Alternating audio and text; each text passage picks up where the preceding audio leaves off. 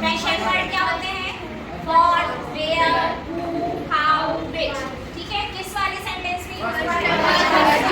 What are you doing, तुम क्या कर रहे हो। और आर यू गोइंग स्कूल, क्या तुम स्कूल जा रहे हो। दोनों ही क्वेश्चन है। Yes, ma'am. लेकिन एक में क्वेश्चन वर्ड है और एक में क्वेश्चन वर्ड नहीं है। तो जिसमें क्वेश्चन वर्ड नहीं होता है उन सेंटेंसेस को कहते हैं इंटरोगेटिव सेंटेंसेस। क्या कहते हैं? Interrogative sentence. Interrogative sentence. ये कौन से सेंटेंस होते हैं? ये क्वेश्चन तो होते हैं लेकिन इसमें क्वेश्चन वर्ड नहीं होता। तो फिर ये क्वेश्चन कैसे बनता है? हिंदी में ये क्या से शुरू होते हैं? क्या तुम ऐसा करती हो, क्या तुम वहां जाते हो, क्या तुम खेलते हो, क्या तुम रोज होमवर्क करते हो। किससे शुरू हो रहा है? क्या से। और इंग्लिश में वो किससे शुरू होगा? हेल्पिंग वर्ब से। अब स्ट्रक्चर हमने क्या पढ़ा? एस, एचवी, एमवी और ऑब्जेक्टिव। इंटरोगेटिव बनाने के लिए सिर्फ एक चीज होगी, हेल्पिंग वर्ब क्या होगा? आगे और फिर पूरा सेंटेंस वैसा का वैसा। तो हेल्पिंग वर्ब को हम आगे ले आएंगे, then subject, main verb, object और यहाँ लग जाएगा क्वेश्चन मार्क। क्लियर? समझ में आया? इंटरोगेटिव बनाने के लिए सिर्फ हम क्या करेंगे? हेल्पिंग वर्ब आगे लेकर आ जाएंगे। तो ये कौन सा सेंटेंस बन जाता है? इंटरोगेटिव सेंटेंस बन जाता है। क्लियर हुआ इतना सबको? अब एक एग्जांपल देखो। You are playing chess. You are playing chess. You क्या है? सब्जेक्ट। R क्या है? Helping verb. Play, main verb और चेस ऑब्जेक्ट। हमने क्या सीखा? इंटरोगेटिव बनाने के लिए क्या करना है? हेल्पिंग वर्ब को आगे लाना है। हेल्पिंग वर्ब यहाँ क्या है? R को हम आगे ले आएंगे। क्या बनेगा? सेंटेंस रीड करिए। Are you playing chess? और question. You are playing chess. तुम चेस खेल रहे हो। Are you playing chess? क्या तुम चेस खेल रहे हो। क्वेश्चन बन गया। Very easy. तो क्या इतना इजी एग्जाम में आएगा? नहीं आएगा। तो इतना इजी आएगा क्या? नहीं आएगा। 9, 10, 11, 12 में जो क्वेश्चन आता है वो विदाउट हेल्पिंग वर्ब आता है, मतलब उसमें हेल्पिंग वर्ब नहीं होती है। और इंटरोगेटिव सेंटेंस कैसे बनेगा? हेल्पिंग वर्ब को ही आगे ले जाके बनेगा, राइट? लेकिन हमें सेंटेंस कौन सा आता है जिसमें हेल्पिंग वर्ब नहीं होता है। ठीक है, अब वो सेंटेंसेस कैसे आते हैं? आपको यहाँ पर हेल्पिंग वर्ब दिख रही है? ठीक है, सारे ही सेंटेंसेस में सब्जेक्ट है, बी यू ही सब्जेक्ट है। देन हेल्पिंग वर्ब नहीं है, डायरेक्ट क्या आ रही है? मेन वर्ब आ रही है। डांस, प्ले, पोज और उसके बाद पूरा हमारा जो बचा है ऑब्जेक्ट है।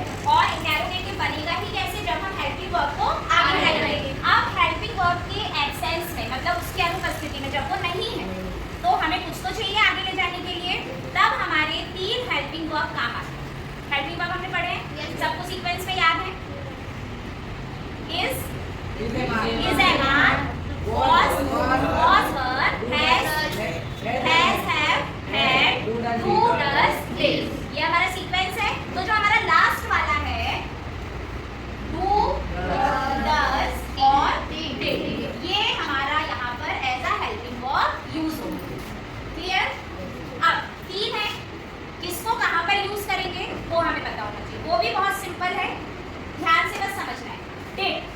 डिड जो है वो हमेशा उन सेंटेंसेस में यूज होगा जो पास्ट फॉर्म के, पास्ट टेंस में। पास्ट टेंस यानी भूतकाल, पास्ट टेंस यानी भूतकाल। तो डिड हमेशा उन सेंटेंसेस में यूज होता है जो सेंटेंस किस टेंस के हैं? पास्ट टेंस के हैं, भूतकाल के हैं। एक चीज शॉर्ट होगी हमारी कि अगर हमारा कोई भी पास्ट टेंस का सेंटेंस आया, भूतकाल का सेंटेंस आया, तो हम वहां पर क्या लगाएंगे? डिड लगाएंगे। अब हमें कैसे पता चलेगा कि वो जो सेंटेंस है वो पास्ट टेंस का है या फिर भूतकाल का है? कैसे पता चलेगा? 2 चीजों से। सबसे पहले पास्ट टेंस में हमेशा जो वर्ब होती है वो किस फॉर्म में होती है? सेकंड फॉर्म में होती है। ठीक है। दूसरी चीज, उसमें आपको लास्ट में, उस सेंटेंस में आपको लास्ट में कोई ना कोई वर्ड ऐसा मिलेगा जो आपको बताएगा कि वो चीज कब हुई है? भूतकाल में हुई है। क्लियर? जैसे यू प्लेड वेल यस्टरडे यानी बीता हुआ कल। अगर मैंने बोला लास्ट संडे मतलब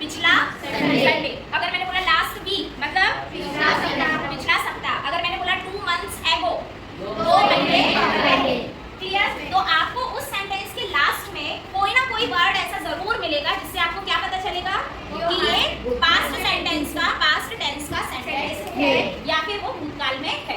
क्लियर हो गया?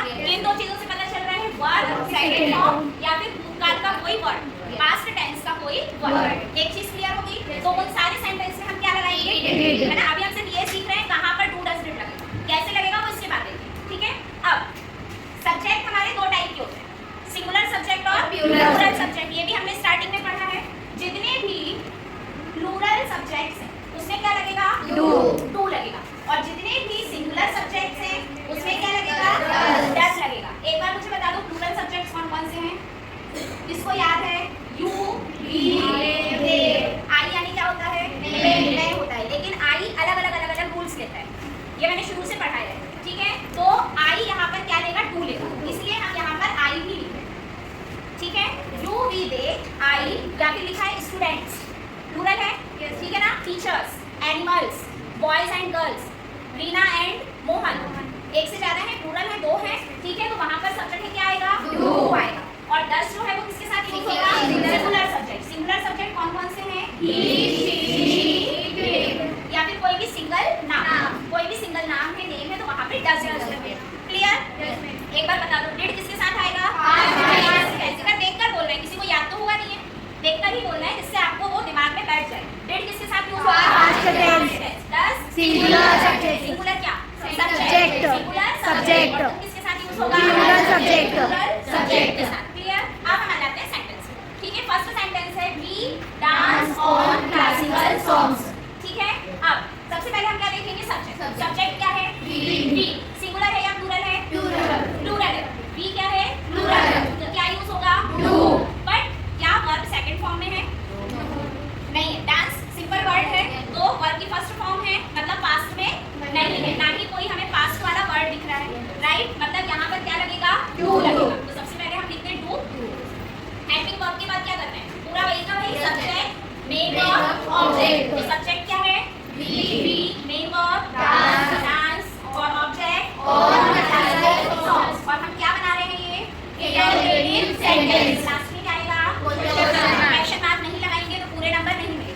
ठीक है, मेरे जैसा टीचर होगा तो आधा नंबर काट देगा। क्लियर? तो हाँ, यहाँ पर आपको क्वेश्चन मार्क लगाना है, उसी से पता चल रहा है कि ये क्वेश्चन है। क्लियर? अब क्या बन गया हमारा sentence, do we dance on classical songs. ठीक है, हम क्लासिकल सॉन्ग्स पर डांस करते हैं, क्या हम क्लासिकल सॉन्ग्स पर डांस करते हैं? क्लियर? समझ में आ गया? अब second example, you played well yesterday. ठीक है, सबसे पहले हम क्या देखेंगे, सब्जेक्ट। सब्जेक्ट क्या है, सिंगुलर या प्लूरल? क्या है सब्जेक्ट, प्लूरल है, तो क्या यूज होगा इसके साथ, डू।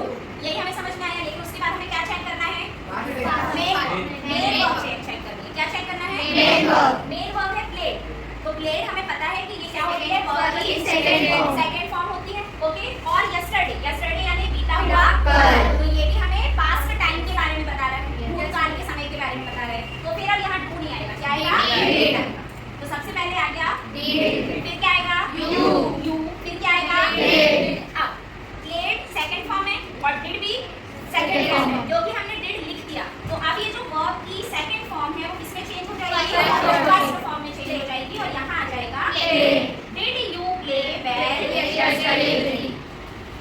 क्लियर? आपने अगर पूरा सेंटेंस सही बना दिया, डिड यू, और यहाँ लिख दिया played, did you played well yesterday question mark, अगर आपने वर्ब चेंज नहीं करे तो भी आपके नंबर कट सकते हैं। क्लियर? पूरा सेंटेंस करेक्ट होना जरूरी है, डू डज डिड सही लगाना, क्वेश्चन मार्क लगाना, और जहाँ पर वर्ब चेंज हो रही है पास्ट फॉर्म में उसको चेंज करना। ठीक है, क्योंकि डिड ऑलरेडी पास्ट में है, तो ये वर्ब की सेकंड फॉर्म किसमें चेंज होगी, वर्ब की फर्स्ट फॉर्म में चेंज होगी। क्लियर? दो कंडीशन क्लियर हो गई। अब third, he goes market on Sunday.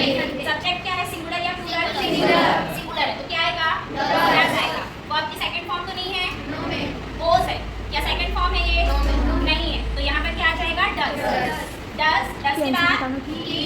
अब ऑलरेडी डज में एस लगा हुआ है, ठीक है, ऐसे ही आपको याद रखना है, डज में क्योंकि एस लगा हुआ है इसलिए वर्ब में एस नहीं लगेगा, तो ये गोज का क्या हो जाएगा, गो। क्लियर? और इसका एक शॉर्ट ट्रिक भी है, ठीक है, हमेशा इसको अप्लाई नहीं करना है, बट जब आपको नहीं समझ में आए तो आप लगा सकते हो। क्या? जब सेंटेंस एग्जाम में आए सबसे पहले देखो वर्ब क्या है, ठीक है, अगर हेल्पिंग वर्ब दी है तो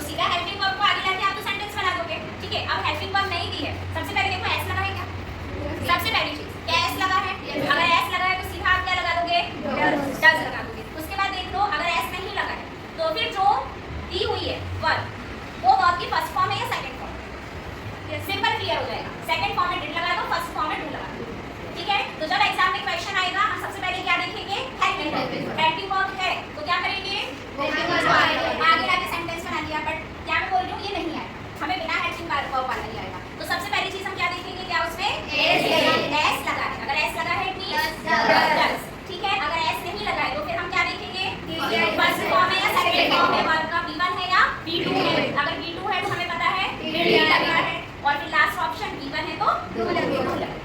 क्लियर, समझ में आ गया, स्प्लिट भी समझ में आ गई। ओके, ये सेंटेंस क्या हो गया, डज ही गो मार्केट।